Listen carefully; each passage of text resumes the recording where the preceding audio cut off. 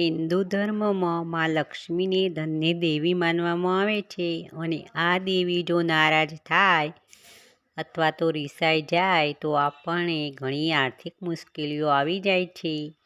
તો આજના વિડીયોમાં જાણીશું શાસ્ત્રો અનુસાર એવા નિયમ કે જે હંમેશ માટે લક્ષ્મીજી તમારા પર મહેરબાન રહે અને તમારી 7 પેઢી સુધી ધનના ભંડારા ભરેલા રહે.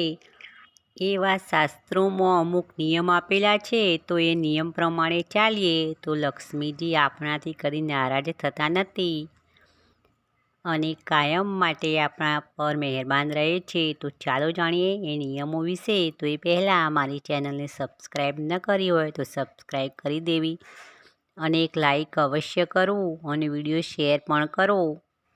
તો તમે એ વાત તો સાંભળી હશે કે લક્ષ્મી ચંચળ છે, આજ છે તો કાલ ન પણ હોય આપણી પાસે. તો એ લક્ષ્મી મતલબ પૈસા દરેકની પાસે હોય છે. કોઈ દિવસના 100 કે 200 કમાય છે તો કોઈ દિવસના 1000, 2000 કે 3000 યા તેથી વધુ પણ કમાય, તે પણ લક્ષ્મી જ કહેવાય. તો તે લક્ષ્મી આપણા પાસે કેટલી ટકે તે મહત્ત્વની વાત છે. તો ઘણીવાર એવું બને કે 200-300 દિવસના કમાનાર વ્યક્તિ આગળ નીકળી જાય છે અને હજારો કમાનાર બૂમો પાડતા રહે છે કે પૈસા બચતા નથી, દવાખાનામાં ભરાય છે યા તો ક્યાં ખર્ચ થાય છે એ ખબર પડતી નથી. તો જે નિયમ અનુસાર જીવન જીવે તેના પર લક્ષ્મીજી મહેરબાન રહે અને તેને પૈસો અવળા રસ્તે કદાપી ખર્ચાતો નથી. તો પહેલો નિયમ એ છે કે દરેકે પોતપોતાના કુળ દેવી કે દેવતાની અવશ્ય પૂજા કરવી અને ઘરમાં લક્ષ્મીજીની પણ પૂજા થવી જોઈએ. ઘરમાં ધૂપ અને ધુમાડા પણ થવા જોઈએ. તો મતલબ કે કોઈ પણ પ્રકારની આસ્થા મનમાં હોવી જોઈએ.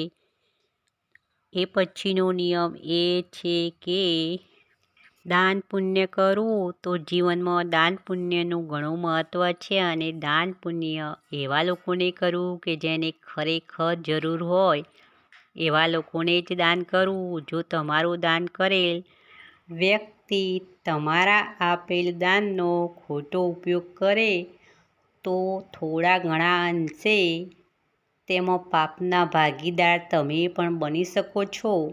તો આ વાત હંમેશા ધ્યાન રાખવી કે જે વ્યક્તિને ખરેખર જરૂર છે તો એ વ્યક્તિને જ દાન આપવું અને યથાશક્તિ પ્રમાણે જ આપવું. વધારે આપણે આપી શકતા ના હોય તો જેટલું આપણાથી થઈ શકે એટલું આપવાની જ કોશિશ કરવી. પછીનો નિયમ એ છે કે ખોટો દેખાડો કરવો નહીં. તો તમે સાંભળ્યું હશે ગરડાઓના મોઢે કે હવામાં ઉડશો તો નીચે પટકાતા વાર નહીં લાગે. એટલે જે હોય એનાથી વધારે દેખાડવું એને ખોટો દેખાડો કહેવાય. તો જેટલી આપણી ચાદર હોય એટલા જ પગ લાંબા કરવા. જો આપણી પાસે નથી તો તેનો દેખાવ કરવો નહીં. તો તમે એ વાત પણ સાંભળી હશે કે પહેલાં આ પરિવારનું ખૂબ નામ હતું, પૈસે ટકે ખૂબ સુખી હતા, પણ ખોટા દેખાડા કરવામાં જ પાયમાલ થતાં વાર લાગી નહીં અને કરોડપતિમાંથી રોડપતિ થઈ ગયા. તો આ વાત તો આપણે સાંભળી જ હશે. તો ખોટા દેખાડા કરવા નહીં. પછીનો નિયમ એ છે કે દયાની ભાવના રાખવી. એટલે કે દયાભાવ રાખો.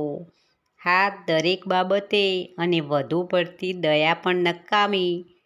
પણ સમયે કોઈને ચોક્કસ મદદ કરવી, જેને કોઈને આવી પડ્યું હોય તો તેના પર થોડી દયા ખાઈ અને તેને મદદ જરૂર કરી શકાય. તો જો આ નિયમો શાસ્ત્રો પુરાણો અનુસાર આપેલ છે તો આ નિયમ અનુસાર જીવન જીવવામાં આવે તો લક્ષ્મીજી તમારા પર હંમેશ માટે મહેરબાન રહે છે અને તમારી 7 પેઢી સુધી ચાલે એટલા ધનના ભંડાર ભરાય છે.